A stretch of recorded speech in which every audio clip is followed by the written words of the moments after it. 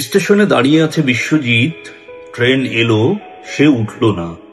এমন নয় সে পরবর্তী ট্রেনটির প্রতীক্ষায় থেকে যাবে। এমন নয় যে তার পয়সা কড়ি একেবারে নেই। এমন নয় যে তার মুখে আঁকা প্রচ্ছন্ন বিষাদ। এমন নয় যে উল্টো দিক থেকে অন্য ট্রেনে আসবে কোনো ব্যাকুল তরুণী। শখ করে স্টেশনে বেড়াতে আসা বেকারও সে নয়। কেউ তাকে ডাকছে না, সে কারুর চোখে চোখ রাখেনি একবারও।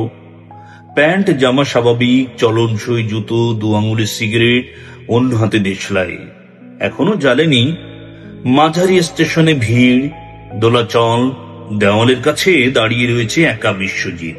কতক্ষণ থাকবে তা কে জানে। সে কি দুঃখী, ছন্নছাড়া, পলাতক, দিক ভুলে গেছে? সংসার বিরাগী কিংবা নতুন জীবনে তার পদক্ষেপে দ্বিধা?